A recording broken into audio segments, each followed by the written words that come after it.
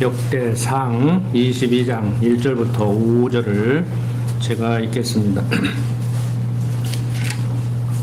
다윗이 가로되 이는 여호와 하나님의 전이요 이는 이스라엘의 번제단이라 하였더라. 다윗이 명하여 이스라엘 땅에 우거하는 이방 사람을 모으고 석수를 시켜 하나님의 전을 건축할 돌을 다듬게 하고, 다윗이 또 문짝 옷과 거멀 못에 쓸 철을 한없이 준비하고, 또 심이 많아서 중수를 셀 수 없는 놋을 준비하고, 또 백향목을 무수히 준비하였으니 이는 시돈 사람과 두룻 사람이 백향목을 다윗에게로 많이 수운하여 왔습니다.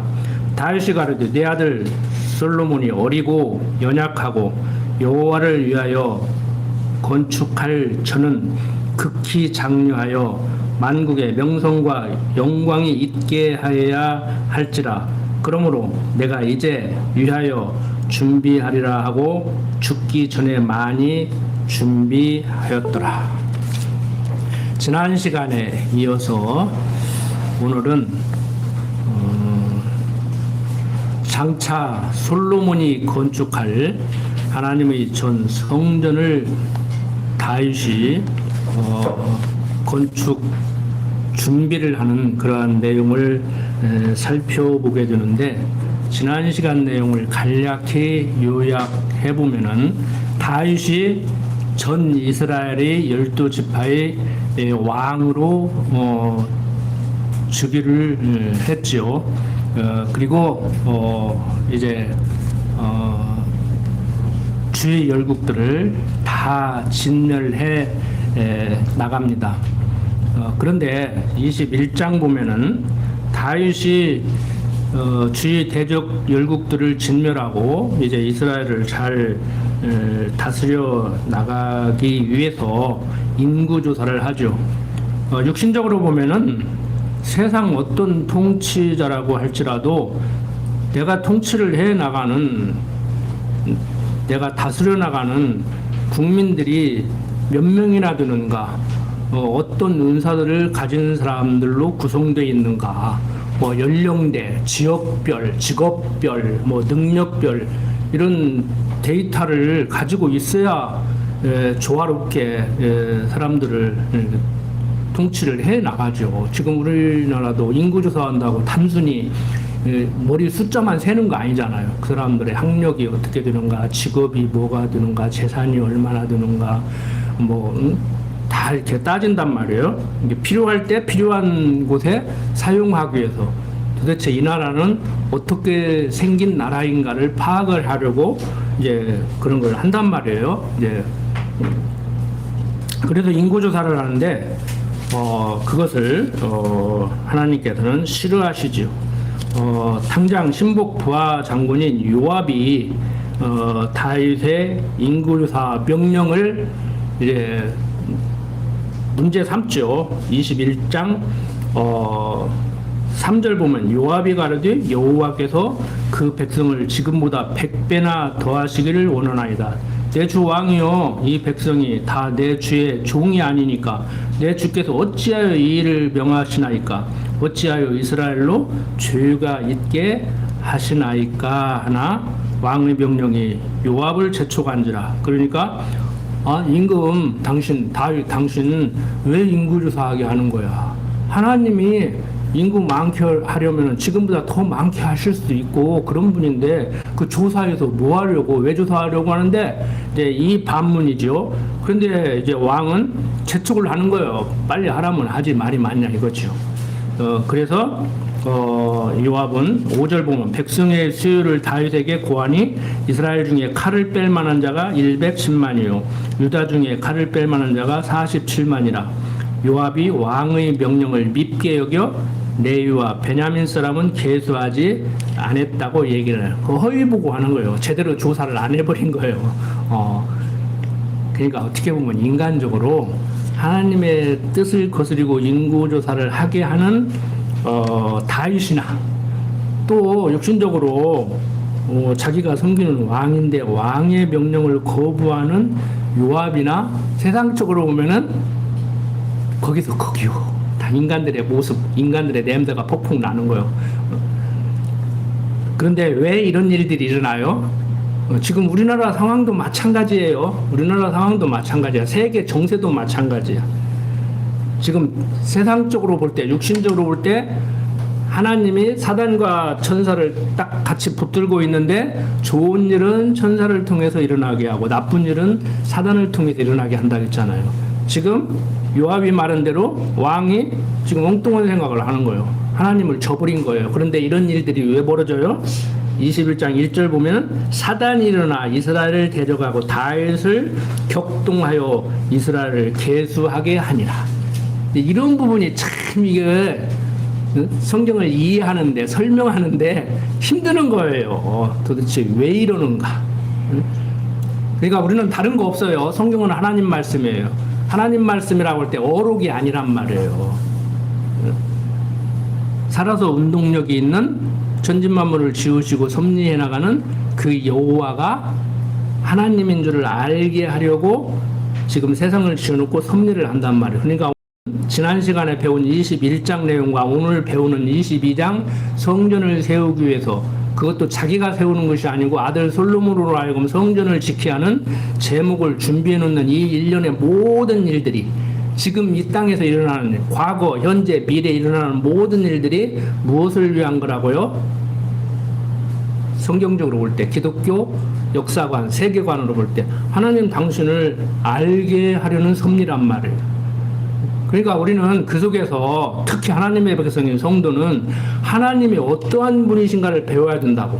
하나님은 세상을 지어놓고 섭리하는데 왜 섭리하는가? 당신을 여호와로 알게 하려고 그렇게 하니까 그 속에서 사는 우리는 하나님을 아는데 목적을 두고 살아야 돼요. 그런데 그게 안 되니까 이제 문제가 되는 거예요.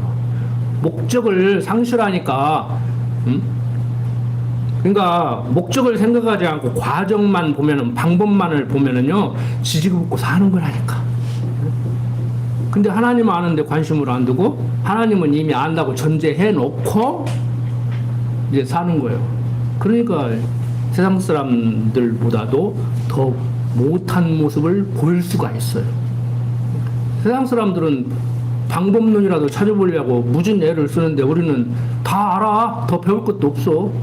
그러니까 그냥 하나님이 다 하게 한다고 해놓고 지 맘대로 하고 막 그러고 사는 거예요. 그러고 다투고 사는 거예요. 그 자기 뜻이 하나님 뜻이요. 내가 하는 건 하나님이 하게 해서는 거고 상대는 사단이 자꾸 돌려서 그렇게 하는 것이고. 자기 위에 잘난 사람 없어? 자기 신앙이 제일 좋아? 상대 신앙은 형편없고. 거기에 우리가 함몰돼 있어요. 잘못하면 저 자신이 여러분들이 거기에 함몰된다니까요. 거기서 나오셔야 된다니까. 아이고 내 정신 차리자. 내가 지금 감옥에 갇혔구나. 어둠에 갇혔구나. 그래서 요한일서에서 얘기하는 말씀이 그거예요. 빛 가운데 거하라. 깨끗이 살아라는 얘기가 아니고 어두우니까 거울 앞에 안 서 있으니까 성경이라는 거울에 자기를 비춰보지 않으니까 얼굴에 검댕이가 묻은 것이 안 보인단 말이에요. 빛 가운데 거하라는 얘기가 도덕적으로 윤리적으로 깨끗이 살아라는 얘기가 아니라 착하게 살아라는 얘기가 아니고 얼굴에 뭐 묻었는지 똑바로 보고 살아라는 얘기예요. 주제 파악을 제대로 하라는 얘기란 말이에요. 근데 그렇게 안 가르치잖아요. 그러니까 기독교가 도덕 종교가 돼버리는 거지. 자, 지금 사단이 잡아 돌려서 다윗은 인구조사를 하게 하고 그것이 마음에 안 든 요압은 이제 허위보고를 하게 하죠. 자, 하나님은 이 일을 괘씸히 여겨서 이스라엘을 칩니다. 그러면서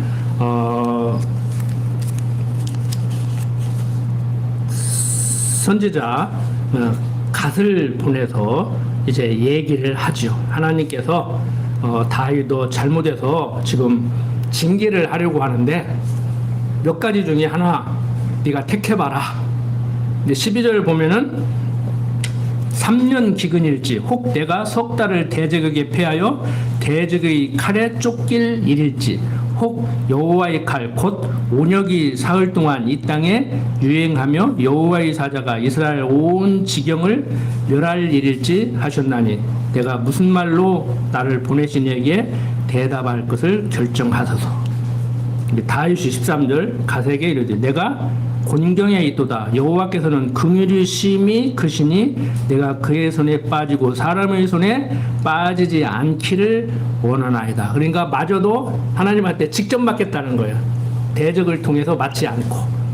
그러니까 어떻게 보면 이제 자존심이죠. 하나님의 사람에 대한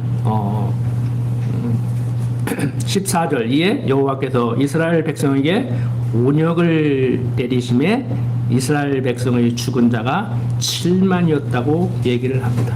인간적으로 보면은 다윗은 인간 군왕으로서 이스라엘의 왕으로서 나라를 잘 다스리기 위해서 인구조사를 했는데 그에 대한 벌이 너무 크잖아요.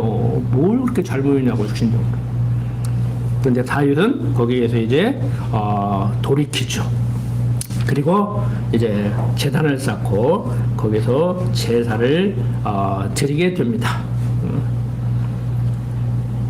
자, 21장 28절 보면 이때 다윗이 여호와께서 여보스 사람 오르나의 자장마당에서 응답하심을 보고 거기도 제사를 드렸으니 옛적에 모세가 광야에서 지은 여호와의 장막과 번제단이 그때 기브온 산당에 있으나 다윗이 여호와의 사자의 칼을 두려워하여 감히 그 앞에 가서 하나님께 묻지 못함이라고 얘기를 하고 있습니다.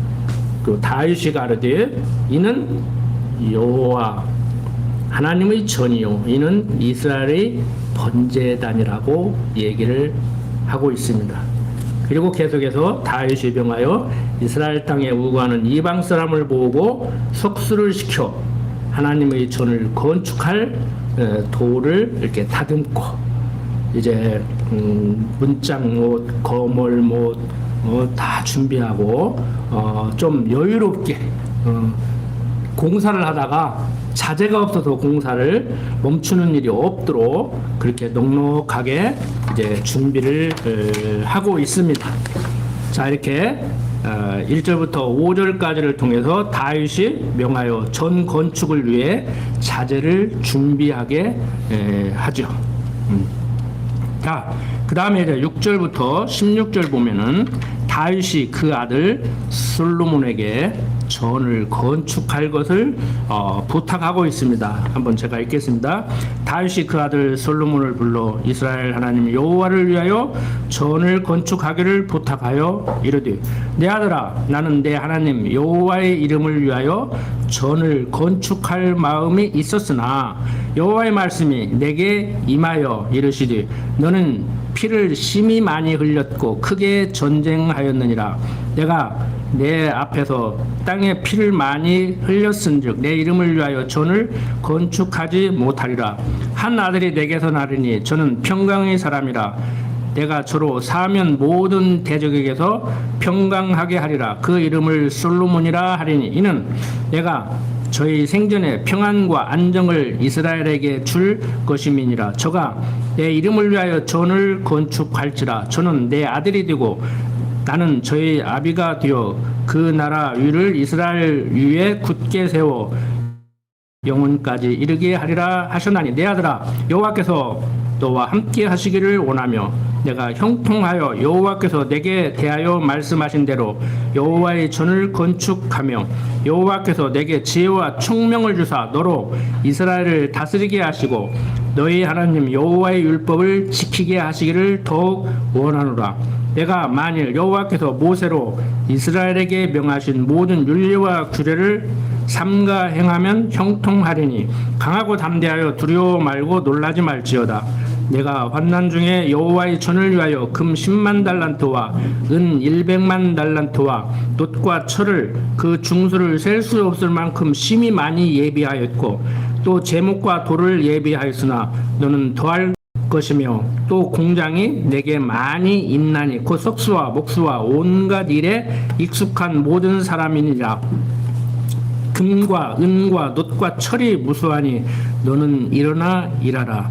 여호와께서 너와 함께 계실지로다. 인간적으로 얘기하면은요,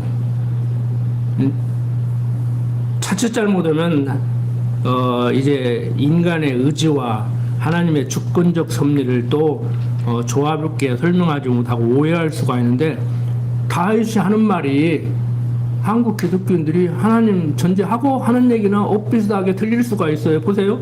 다윗이 전 건축할 것을 넉넉하게 준비해서 솔로몬에게 넘겨주는데 뭐 하나님이 함께 하실 것이다. 응? 틀린 말은 아니죠. 그러니까 하나님이 함께 한다고 하면서 하는 짓은 하나님이 함께 하지 않는 사람 같이 생각하고 행동하는 경우가 크다예요. 진짜 여러분들 이론적으로 하나님이 함께 하심을 인정하죠. 그 삶 속에서 진짜 하나님이 함께 하시는 것을 인정하고 있다는 것을 인정하는 생각과 행동을 해요. 하나님은 졸지도 않으시고 주무시지도 않으시고 일거수일투족을 다 지켜보는 하나님이라고 인정하고 생각하고 행동하시냐고. 지금 내가 하는 생각과 행동이 하나님이 좋아하는 건지 싫어하는 건지 어떻게 알아? 다 좋아한다고 생각하고 하시겠지. 싫어하는 행동을 한다고는 안 컸지. 그 싫어하는 행동 하는 사람은 뭐 얘기할 것도 없고. 근데 하나님이 지금 나로 하여금 이렇게 하게 한다는 그 확신은 어디에서 오는 확신이냐고 대체. 그래서 내가 생각 좀 하자는 거예요. 생각 좀 하고 생각 좀 하자. 필요 없는 생각 하지 말고 시달데기 없는 생각 하지 말고. 생각하기 힘들면요, 아예 생각하지 마요 그냥. 자, 제가 생각 좀 하고 살자는 것은 세상 사람들이 말하는 대로 그런 부질없는 생각, 잠만 못 이루게 하는 생각 하지 말고 조금 더 생각을 해보자는 거예요. 전화가 오면은 그렇게 나 같은 사람까지 얼굴도 모르는 나한테까지 전화를 해가면서 돈을 벌게 하고 싶은가? 그 일이 그 사람에게는 그렇게 중요한 일인가? 나는 그 사람 말을 믿고 투자하면 돈을 벌을 수 있겠는가? 좀 생각 좀 하라고. 2번, 3번만 생각해도 그거 안 넘어가잖아. 한 번도 생각을 안 하니까. 네? 이제 AI 시대라니까 이미 시작했어요. 목소리, 여러분들 아들 목소리, 여러분들 아들 이제 얼굴로 이제 페이스톡을 한다고, 카카오톡을 보낸다고, 이제 음성이 문제가 아니야. 영상까지 보낸다니까. 이제 이미 시작했어요. 사기 당한 사람 있어요. 지금 드라마 같은 데도 나오잖아요. 내가 가르쳐드려? 간단해. 스마트폰에 어플 하나 깔으면 내가 말을 하는데 박진규 집사님이 아버지한테 전화하는 목소리로 들려. 내 목사님한테, 아버지 지금 나 급해요. 나 지금 붙잡혔는데 1,000,000원 내야 지금 풀려날 수 있어요. 빨리 통장에 돈 입금시키세요. 그러면 이제 박 목사님은 아들 목소리로 듣는다고. 이제 얼굴까지, 이제 아들 얼굴이요. 이미 시작했다니까. 이렇게까지 가르치는데 또 오는데 의심도 않고 우리 아들 맞을 거라고 또 확신하고 돈 보내지 말고. 생각으로 많더라고 내 주위에.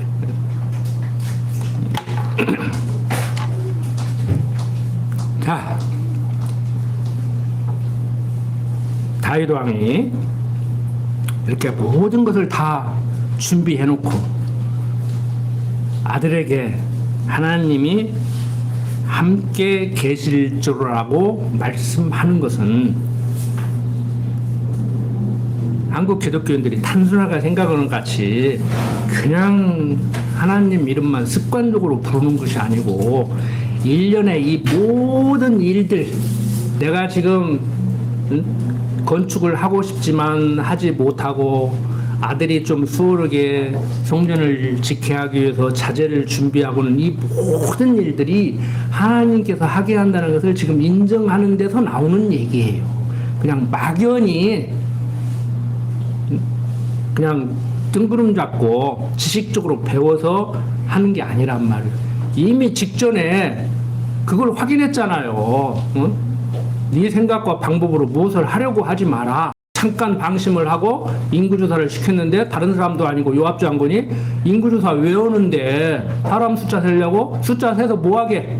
지금보다 사람 많게 하려면 하나님이 얼마든지 많게 해줄 수 있고, 국민이 더 필요하면, 군인이 더 필요하면은 얼마든지 더 하나님께서 많게 해줄 수 있는 하나님인데 인구조사 외에 인구조사 한다고 될 것 같냐? 내가 제대로 할 것 같아? 그리고 두 지파는 쏙 빼고 또 보위복으로 해버렸네. 그러니까 윤리 도덕적으로 접근을 하면은요, 다윗은 잘못했고 요압은 잘했어요? 그런 식으로 접근하면 안 된다니까. 성경은 도덕적인 얘기를 이렇게 살아야 된다, 이렇게 살면 안 된다는 얘기를 하기 위해서 하는 얘기가 아니란 말이에요. 자, 다윗의 아들 솔로몬에게 전을 이렇게 건축할 것을 부탁하는데, 이미 우리는 배워서 알고 있어요. 사무엘서 사무엘 하죠? 7장 12절 한번 봅시다. 앞으로 가서 사무엘 하 7장 12절에 보면은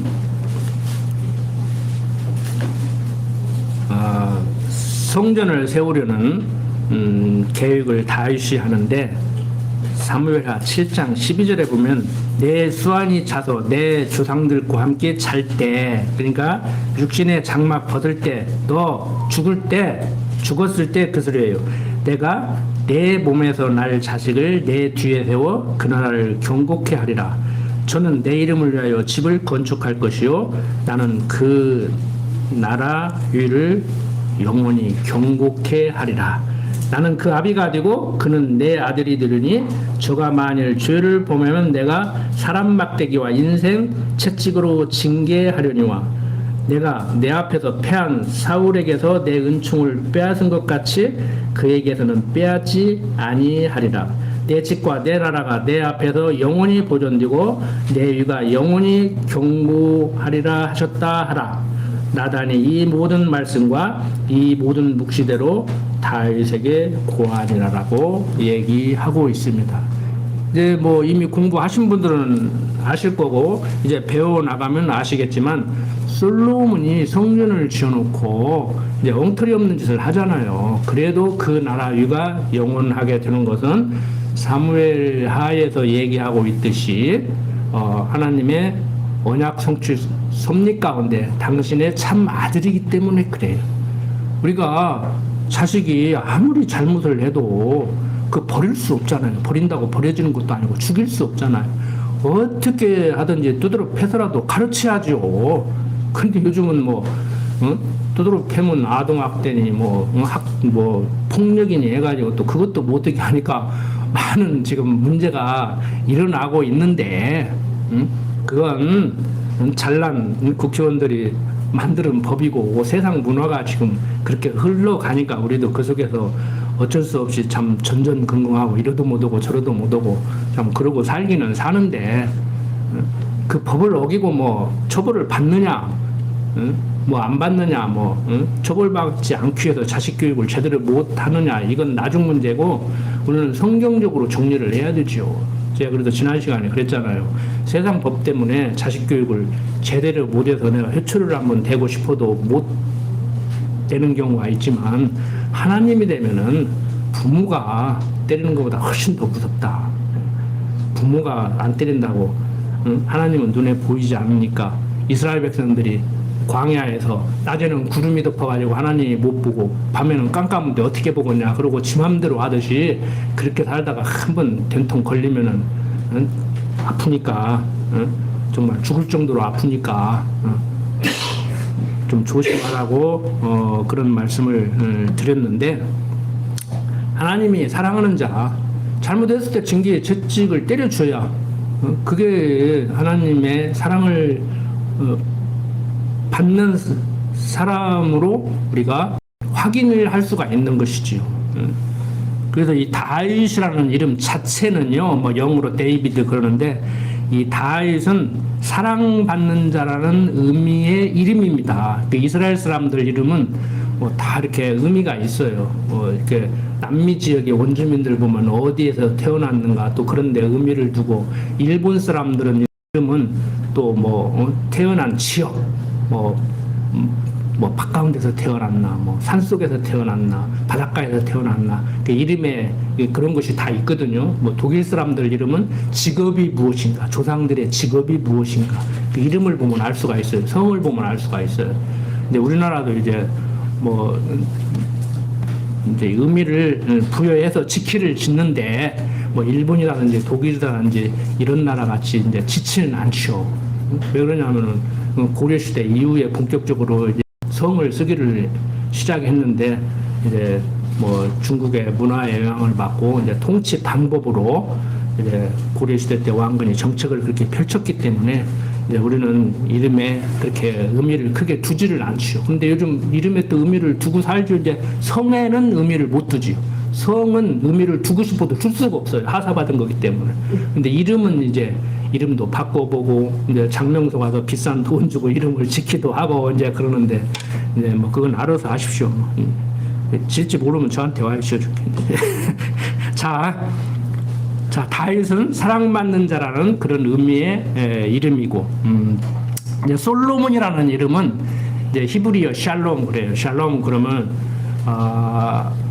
우리나라는 인사할 때 그냥 안녕하세요. 뭐 옛날 하도 밥을 못 먹으니까 진지는 잡수셨어요. 우리는 전쟁이 많으니까 밤새 안녕하셨어요. 이제 이렇게 인사를 하는데 그냥 우리나라 이제 안녕하세요 하면은 이제 영어로 번역하면 그냥 굿모닝 좋은 아침. 요즘 젊은 사람들은 좋은 아침 그러고 이제 인사하잖아요. 근데 이스라엘 사람들은 우리 안녕하세요 같은 이름을 이제 샬롬 그래요. 그러면 그건 뭐 어떤 의미냐면 평화예요. 평화. 그 나라도 전쟁이 많은 나라였거든. 대적이 많은 나라였거든.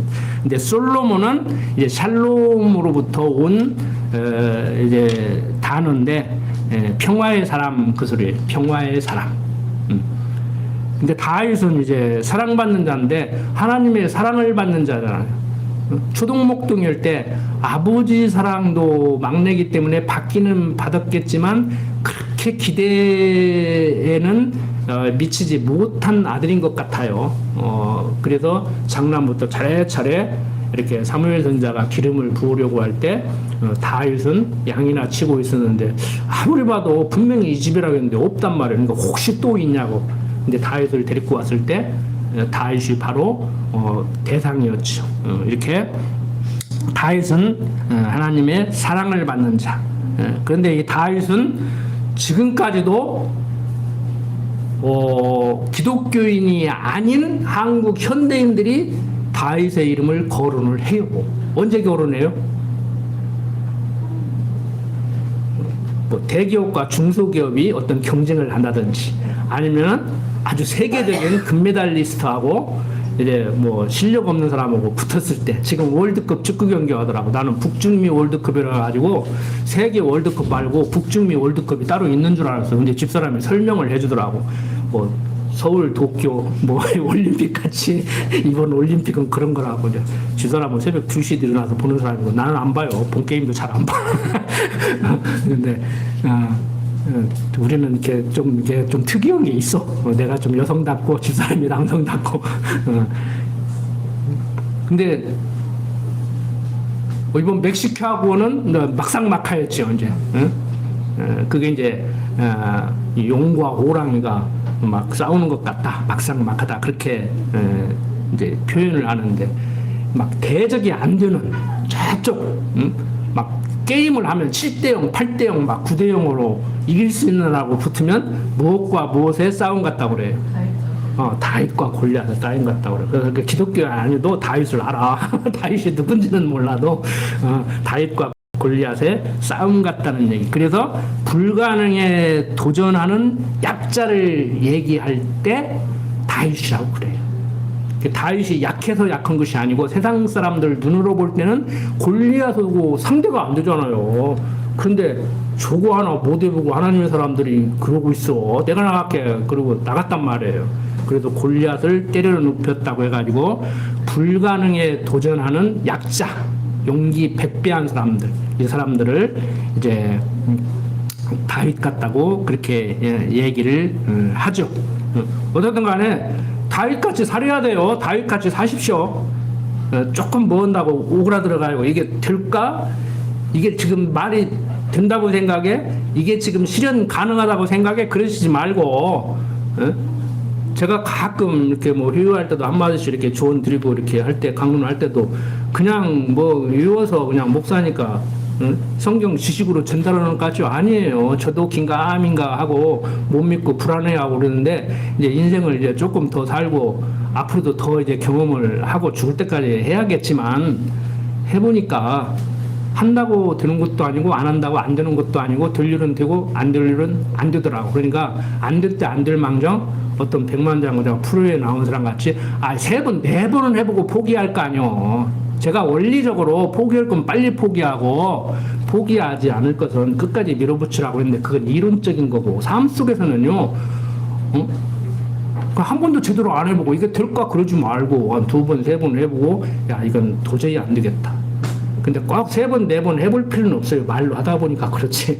한 번 해보고 시도를 하려고 했는데 생각하고 계산해보니까 이게 안 맞잖아요. 예? 저 같은 경우는 90%가 넘어도 활동말동 그렇게 주저주저 하는 사람인데 예? 근데 뭐 딱 해봐야 뭐 성공률 아무리 계산해도 성공률이 30%다. 그런데 믿습니다 하고 도전해봐야 뭐 성공할 수는 있어요. 1% 확률만 있어도 성공할 수는 있어. 그걸 내가 부인하는 건 아니에요. 그런데 그렇게 하나님의 뜻을 잘 하냐고. 하나님 뜻을 잘 하려면 실패할 것이 하나도 없지. 그런데 그 말도 내 중심으로 하는 말이에요. 하나님이 우리는 하게 하는 일은 하고 하지 못하게 하는 일은 못해요. 아무리 하고 싶어도 하나님이 못하게 하면 확률이 99%라도 안 되는 것이고 인간적인 확률이 아무리 하기 싫어도 하나님이 하게 하면 할 수밖에 없는 거라면 그걸 잘 분별을 해야 되는데 말로는 쉽지만 힘들죠? 내 생각과 지금 판단과 행동이 하나님이 기뻐하시는 일인가 하나님이 하게 하는 일인가 아니면 하나님의 뜻을 거스르는 일인가 잘 모르면 가만히 계시라고 그러면 되어지니까 가정에서도 마찬가지예요. 부부간의 문제, 부자간의 문제, 형제간의 문제, 교회에서도 문제 모르면 가만히 계시고 리더가 이제 하나님의 뜻을 잘 분별하면은 잘 가는 것이고 이제 리더가 하나님의 뜻을 잘 분별하지 못하면 이제 끌려가는 것이고 다윗이 인구조사 한번 시켜가지고 제대로 된 인구조사 보고 받지도 못하고 7만이 넘는 사람이 온역으로 죽어버리잖아요. 응? 자, 어쨌든 간에 지금 다윗은 손에 피를 많이 묻혔다고 그것을 문제 삼아서 성전을 건축하지 못하게 했고 그 아들 솔로몬으로 하여금 즉 평화의 사람 솔로몬으로 하여금 성전을 건축하게 하려고 건축 자재를 넉넉하니 준비를 해주면서 하나님이 너와 함께 하실 거니까 성전 건축 잘하라고 이렇게 유언적으로 이렇게 얘기를 하죠. 자, 그리고 이제 17절부터 19절 보면은 다윗 왕이 방백들에게 전 건축하는 일에 협력할 것을 명령을 합니다. 자, 한번 읽어볼까요? 다윗이 또 이스라엘 모든 방백에게 명하여 그 아들 솔로몬을 도우라 하여 가로되 너희 하나님 여호와께서 너희와 함께하지 아니하시느냐 사면으로 너희에게 평강을 주지 아니하셨느냐 이 땅 거민을 내 손에 붙이사 이 땅으로 여호와와 그 백성 앞에 복종하게 하셨나니 이제 너희는 마음과 정신을 진정하여 너희 하나님 여호와를 구하고 일어나서 여호와 하나님의 성소를 건축하고 여호와의 언약궤와 하나님의 거룩한 기구를 가져다가 여호와의 이름을 위하여 건축한 전에 드리게 하라 하였더라고 얘기를 하고 있습니다. 자, 이렇게 솔로몬으로 하여금 성전을 건축하게 하는 것은 그리스도를 보내서 그를 머리로 성도들을 지체로 성전을 세워 가실 것에 대한 예표로서 모형과 그림자예요. 그래서 예수님이 이 성전을 헐라 이스라엘 백성들에게 성전이 어떤 존재인데 이 성전을 허물라는 거예요. 그래서 그냥 몽둥이 찜질을 하려고 했더니 당장 그 뒤에 하는 말이 내가 3일 만에 다시 세우겠다는 거예요. 그러니까 황당한 거예요. 그러니까 육신적으로 보면은 성전 허물다고 성전 허물으라고 했을 때 팍 때려 죽이려고 했더니 바로 이어서 내가 3일 만에 다시 세운다고 하니까 야 이게 지금 제정신이 아니구나 그래서 내버려 두는 거지. 어떻게 보면은 인간적으로 추론을 해보면은 황당한 얘기잖아요. 그런데 그것은 그때 당시 이스라엘 사람들이 제사장들이 알아듣지 못하는 당신이 참 성전으로 오셔서 십자가에 죽으시고 3일 만에 부활하실 것을 지금 얘기했는데 그걸 알아듣겠어요? 그때 당시에 못 알아듣지. 이 성전을 헐라 내가 3일 만에 세우겠다는 그 말씀을 들었겠냐고요. 자, 그래서 지금 이스라엘 백성들이 다윗이 솔로몬이 성전을 세우는 것은 하나님의 궤 언약궤를 안치해 놓기 위해서 하나님의 이름을 두기 위해서 성전을 세우죠. 그러니까 하나님 중심으로 살아가는 백성들로서의 삶을 살기 위한 한 방법이란 말이에요. 그래서 하나님 잊어버리면 엉터리 없는 짓을 하니까 광야에서부터 하나님이 그냥 함께 하지 않는다고 하니까 무슨 말씀입니까? 가나안 땅으로 같이 가셔야지. 우리만 보내고 당신이 약속 지킨다고 우리만 보내고 당신은 안 가면 무슨 의미가 있습니까? 그러니까 하나님이 너들 항상 그럴 건데 내가 그거를 어떻게 보냐. 그래도 가셔야지요. 그러니까 그러면은 내가 그걸 보기 싫으니까 성전을 쳐라. 내 이름을 거기에 둬가지고 너희들로 하여금 나를 잊지 않게 하고 싶다. 그래서 이제 장막을 짓고 거기에 법궤를 두고 계속 같이 이제 왔지요. 그 다윗성을 이제 멋있게 지어놓고 보니까 장막에 하나님의 궤를 계속 둘 수 없어서 이제 성전을 지려고 하니까 다윗에게 야 언제 내가 내 집 져달라고 돼. 내가 있을 곳이 없어가지고 너한테 내가 내 집 져달라고 그러냐. 내 집을 지어도 내가 진다. 이제 그러면서 이제 하나님께서 다윗에게 너는 피를 많이 묻혀서 너는 안 돼. 네 아들에게 지켜야 할 거야. 그래서 지금 이런 일들이 벌어지고 있단 말이에요. 그것을 이제 에베소서에서 바울은 뭐라고 얘기하고 있느냐. 에베소서 2장 한번 봅시다.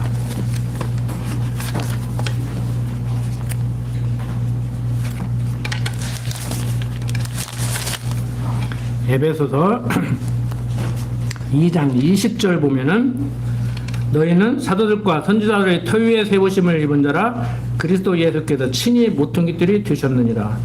그러니까 주춧돌이라는 얘기예요. 집 질 때 내 귀퉁이에 기둥 세우기 위해서 놓는 돌 막 다지잖아요. 거기를 그걸 이제 성경에서 모퉁이돌이라고 이렇게 번역을 해놨습니다. 그의 안에서 건물마다 서로 연결하여 주 안에 성전이 되어가고 너희도 성령 안에서 하나님의 거하실 초소가 되기 위하여 예수 안에서 함께 지어져 가느니라. 그러니까 그리스도 오신 예수님이 건축할 때 집에 모퉁이돌, 주춧돌이 되고 성도들은 그 위에 세워져 가는 건축 자재로서의 역할이라는 것이죠. 이러함으로 그리스도 예수의 일로 너희 이방을 위하여 갇힌 자 된 나 바울은 너희를 위하여 내게 주신 하나님의 그 은혜의 경륜을 너희가 들었을 터이라. 곧 계시로 내게 비밀을 알게 하신 것은 내가 이미 대강 기록한 것 같으니. 그게 무슨 소리냐면은 내가 어떻게 해서 이방인 사도가 된 거 알지? 옛날에 기독교를 핍박했던 사람인데 하나님께서 나를 불러서 이방인의 사도 삼았어. 그 얘기는 내가 이미 대충 했고 내가 해주고 싶은 얘기는 지금 뭐냐? 너희들은 그리스도가 주춧돌이 되고 너희들은 성전 건축의 자재가 되어서 지금 지어져 가는 거다. 너희들은 그리스도 안에 있는 하나님의 사람이야. 이 얘기를 지금 해주고 있는 거란 말이에요. 그러니까 우리는 오늘로 사는 우리는 교회가 무엇인 줄을 알아야 돼요. 말로는 그리스도가 버리고 우리는 그의 지체다. 응? 그 안에서 지어져 간다. 응? 하나님이 그 안에 거하시게 하려고 한다. 그러면은 그리스도가 주춧돌이 되고 성도들은 자재가 돼가지고 건물이 지어졌는데 그 하나님이 계신다. 그러면 직접적으로 하나님은 어디 계신 거예요? 눈에 보이지 않는 건물이잖아요. 그리스도가 주춧돌이 되고 성도들로 지어진 교회, 이 예배당 건물 하나님이 이 안에 있는 거예요? 어떤 사람 같이 내 마음속에 있는 거예요? 그럼 마음이 머릿속이에요? 가슴속이에요? 과거의 사람들은 전통적으로 마음은 가슴속에 있다고 그랬어요. 심장 속에 있다고 생각은. 근데 요즘 과학적으로 뇌에 있잖아요. 그러니까 하나님이 나와 함께 하신 거예요. 그냥 마음속에 있느냐, 그 마음이 심장이냐 뇌냐 이게 아니고 하나님이 나와 함께 계신 거라고. 하나님이 나를 붙들고 계신 거라고. 그러니까 성경에 보면 너희 안에 있느니라 어디 계신 그러니까 또 너희 안에가 내 마음속에 있다고 됐다고.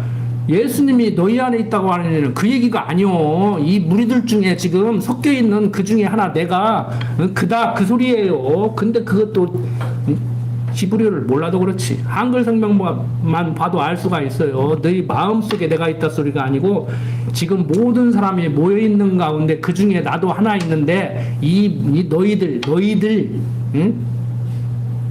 우리 영어로 We are the world 그러잖아요. 우리는 그냥 세계다 하나다. 근데 그 중에 하나 내가 바로 응? 그 사람이다. 그 얘기를 하는 거예요. 우리 마음속에 있다 소리가. 근데 굳이 보편적인 사람들의 생각대로라고 하면은 우리 마음속에 있다고 해도 전혀 틀린 말은 아니에요. 그럼 마음 바깥에는 없어요? 하나님 여기는 없냐고. 응? 하나님 여기에는 없냐고. 응? 지금 미국에는 없냐고. 그러니까 똑같은 말이지만 잘 들으시라고. 같은 말이 아니라니까. 국어사전 찾지 마시라고. 국어사전은 전혀 다른 얘기를 하고 있으니까. 우리는 성경사전을 찾아야 돼요. 성경적 의미의 언어로 이해를 해야 돼요. 그런데 국어사전에 있는 단어로 번역을 해놨잖아요. 그리고 우리들이 일상생활 속에서 사용하는 말로 설명을 할 수밖에 없잖아요. 그래서 제가 이렇게 설명을 드리는 거예요. 내 마음속에 있다는 얘기가 틀린 얘기는 아니다. 오만 군데 없는 곳이 없는데 내 마음속에 있다는 얘기가 잘못된 얘기는 아니잖아요. 내 마음속에만 있고 좁은 마음속에는 없고 그러면 내 마음속에 있는 하나님, 좁은 마음속에 있는 하나님은 다른 하나님이에요? 그 하나님이 왔다 갔다 하는 거예요?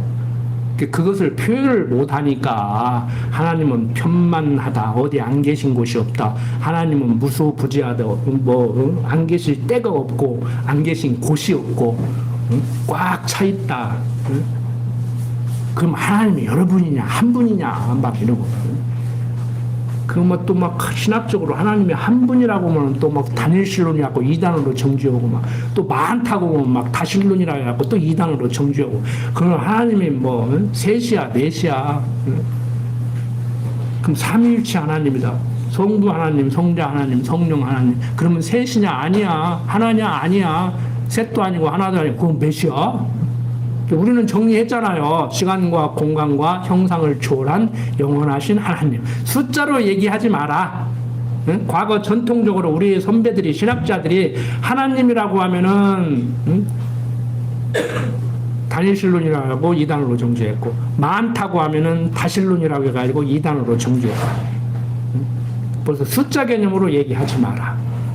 그래서 여러분들 하나님은 유일신이라고 할 때 중고등학교 학생들에게도 선생님들이 잘못 가르치는 게 있더라고. 유일신이요 오직 유자 유일신이에요. 오로지 하나님만. 응? 완이 아니야 단일이 아니야 한 분밖에 없다는 그 의미가 아니에요. 응? 하나님은 한 분이라고 하는 그 순간에 이단으로 정죄받는다니까 신학계에서.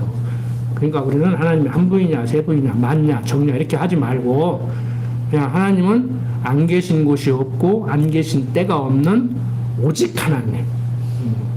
그러니까 하나님 한 분이에요. 다른 잡신도 같이 그냥 껴들지 마. 같이 동급으로 취급하지 마. 굳이 인정을 하려면 하나님 밑에 있는 똘마니신 잡신들 그렇게 이해를 하시면 돼요. 그 유일신이 영어로 말하면 only one이 아닙니다. 오직 유자예요. 오직 유자라고 한문으로 쓰면은. 요즘 한글 전용 세대라 신학자들이 젊은 목사님들이 조금 더 몰라 옛날 세대보다.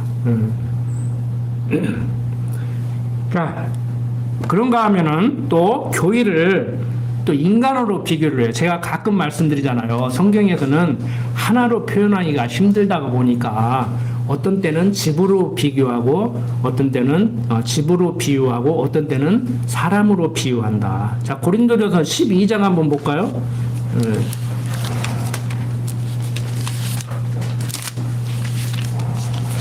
고린도전서 12장 12절 보면은 몸은 하나인데 많은 지체가 있고 몸의 지체가 많으나 한 몸인 것 같이 그리스도도 그러하니라. 우리가 유대인이나 헬라인이나 종이나 자유자나 다 한 성령으로 세례를 받아 한 몸이 되었고 또 다 한 성령을 마시게 하셨느니라.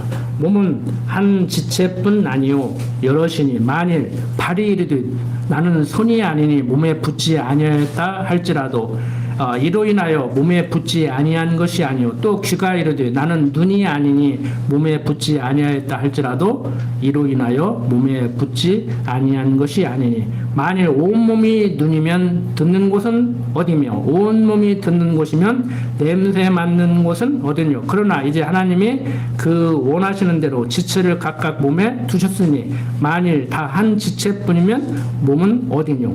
이제 지체는 많으나 몸은 하나라.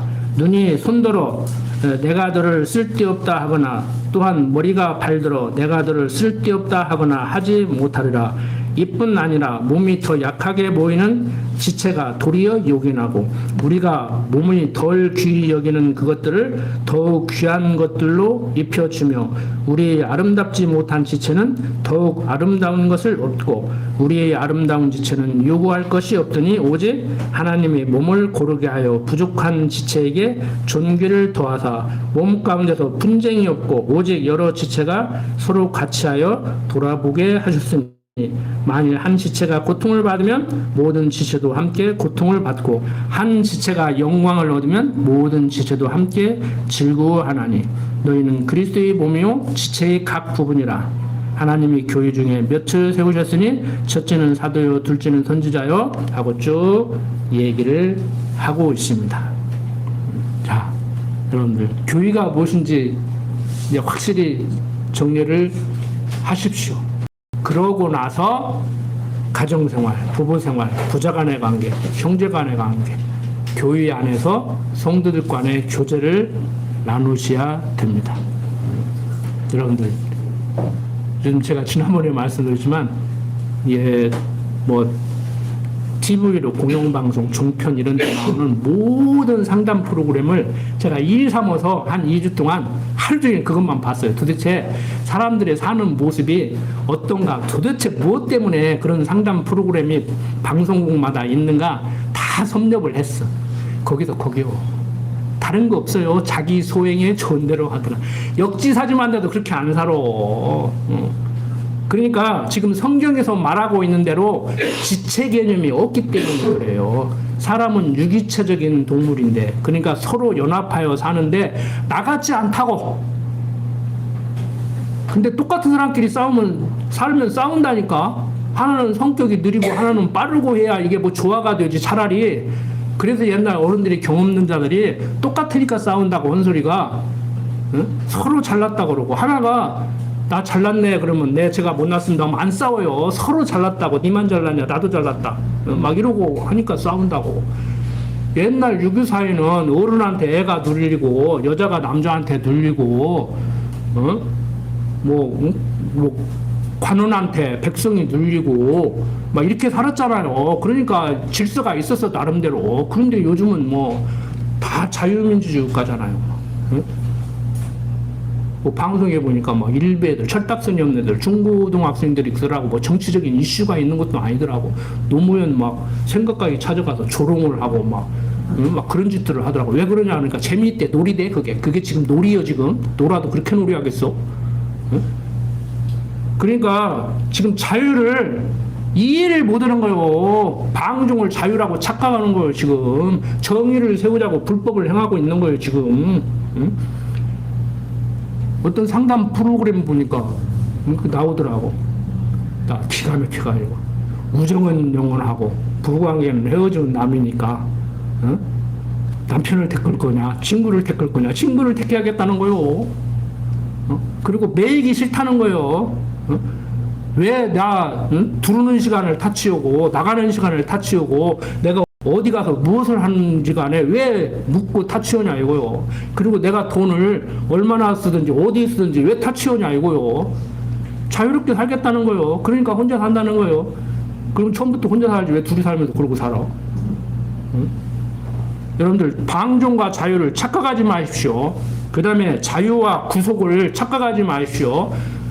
그러니까 결혼을 했으면 남편한테 매여야지, 부인한테 매여야지, 자식 낳았으면 자식한테 매여야지. 예? 그 부모의 자식으로 태어났으면은 그 부모의 교육을 받고 그거 부모 거 얻어먹고 살면은 찍소리 말해야지. 밥은 얻어먹고. 옛날 유교같이 차라리 어렸을 때는 부모 의지하고 살고 결혼하면 남편 의지하고 살고 늙으면은 자식 의지하고 살고 하면 나서 결혼하기 전에는 아버지한테 용돈 받아 쓰고 결혼해서는 남편한테 용돈 받아 쓰고 늙어서는 자식한테 용돈 한다고 행패 부리고 그래서 되겠어? 차라리 유교가 낫지? 자식한테 용돈한다고 행패 부르는 부모도 있대요. 나랑 굶어 죽으면 죽었지 그런 짓 못해. 내가 주문 줬지. 응? 처음부터 내가 줬잖아. 응? 여러분들 제가 드리고자 하는 말씀은 솔직히 띠끔하는 사람도 있어요. 띠끔해야지. 좀 제대로 좀 정리 좀 하자고. 기독교 성경적 가치관으로 제대로 좀 정리 좀 하자고요. 여러분들 우리들이 생각하는 자유, 영어로 말하면 프리덤. 그거 방종이에요, 방종. 제멋대로 하는 거. 지난번에도 말씀드렸지만 결혼했으면은 부부간에 신의를 지키고 들어가는 시간 나가는 시간 명확히 해주고 어디 가서 누구를 만났는지 뭘 했는지 이왕이면 뭐 헐리가 뭐 있어? 오늘 친구 만났는데 저저저저 그렇다 해가지고 저 잘 사는 친구 보고 와가지고 남편 달달 볶지 말고 부인 달달 볶지 말고 결혼한 거 후회하지 말고 지하게 그냥 사는 모습 바라보고 아 그렇게도 사는구나. 나도 지금 남자 말고 저런 남자 만나서 지금 부인 말고 저런 부인 만나서 더 잘 살 수 있었는데 하나님이 참 붙여줘도 이런 사람 붙여줬는가 하고 인정을 하라고 하나님한테 가서 따지든지. 여러분들 진짜 여러분들 하나님 인정하고 사는 것 같아요? 제가 그래도 그러잖아요. 순간순간 저 자신도 하나님이 그러고 이게 지금 내가 뭔 짓 하고 있냐 내가 지금 또 뭔 말했냐 미안하다 얼른 사과는 잘한다고. 마음에 안 들지. 내가 하는 것도 마음에 안 드는데 내가 한 말도 마음에 안 드는데 내가 한 행동도 마음에 안 드는데 주워 담고 싶을 때가 한두 번이 아닌데 지금도 그러는데 강론도 마찬가지예요. 집에 가면 꼭 들어요. 내가 두 번, 세 번 들어요. 한 번만 듣는 게 아니요. 여러분들 다른 거 다 없어요. 결혼했으면 남편한테 매이십시오. 부인한테 매이십시오. 자식 낳았으면 자식한테 매이십시오. 특히 우리 남자분들 하고 싶어도요. 저 자식 때문에 못 하는 거예요. 부인도 마찬가지요. 더 멋있는 남자 만나고 더 멋있는 옆집 애기 봐도 다시 날 수도 없고 속으로 집어넣다 내놓을 수도 없고 어쩔 수 없이 그걸 보고 살아야죠. 어쩔 거냐고. 자기가 낳지. 그 자식 잘못 키면 누가 날아가겠냐 그러고 달라드는 거요. 날라면 똑바로 낳고 나도 인생 괴롭다. 저도 어렸을 때 그런 생각 했어요. 이런 집에서 태어났으면 우리 형님이 좀 이렇다면 우리 누님들이 좀 이렇다면 매형이라도 좀 잘난 사람 만났더라면 세상 사는데 편하잖아. 응? 여러분들 세상 바라보고 원망하지 말고 하나님의 섭리 인정하고 삽시다. 하나님께 딱 붙들린 거 이게 자유예요. 성경적 자유는 구구사전 철학사전에 나와 있는 자유가 아니고 하나님께 매인받은 거 하나님께 꼭 붙들린 거 이게 자유예요. 부부간에 정말 참사랑을 깨닫고 살고 자유는 남편한테 꽉 붙들린 거 부인한테 꽉 붙들린 거 애들한테 꽉 붙들린 거. 근데 부모 자식 간에는 그게 조금 돼. 자식이 아프면 내가 차라리 아프고 말고 차라리 자식 대신 내가 죽고 말지 그걸 못 보잖아. 근데 남편만 해도 그냥 뒤통수 때리고 싶을 때가 한두 번이 아니야. 그래서 이게 조금 달라요. 부부간의 관계는 그리스도와 신부간의 관계를 깨닫게 하려고. 근데 내가 더 사랑하는 것 같고 사랑을 덜 받는 것 같고 부자간의 관계는 하나님과 그의 관계를 깨닫게 하려고. 그건 조금 정도가 세죠. 그래서 내리사랑이라고 하는 거예요. 우리 과거의 조상들도 하나님 몰라도 뭔가 보고 있었다니까. 내리사랑이라고. 기대하지 마요. 응? 내가 너를 어떻게 켰는데 네가 나한테 이럴 수가 있어. 그러지 마. 응? 여러분들 하나님의 사랑 깨닫고 하나님의 사랑에 힘입어 하나님께 꽉 붙들려 삽시다. 기도드립시다. 아버지 하나님, 세상 살아가면서 성전을 솔로몬에게 왜 지켜야 했는지, 이스라엘 백성들에게 성전의 의미가 무엇이었는지 오늘 살펴보면서 그리스도를 머리로 그의 지체된 성도와의 관계, 그리스도가 주춧돌이 되고 제목으로서 지어져가는 교회에 대한 모습이 어떠해야 되는가를 오늘 살펴봤습니다. 아버지 하나님, 육신을 가지고 살아가기 때문에 세상살이가 만만치 않습니다. 때로는 원망하고 싶을 때가 있고, 아니 원망을 하고 살고 다투기도 하고 그러한 일들이 비일비재합니다. 그때마다 하나님의 사랑을 생각하고 하나님의 사랑을 힘입어서 성도 서로 사랑하며 살 수 있도록 하나님 강한 팔로 붙들어 주시옵소서. 부족한 종 예수님 이름으로 기도드립니다. 아멘.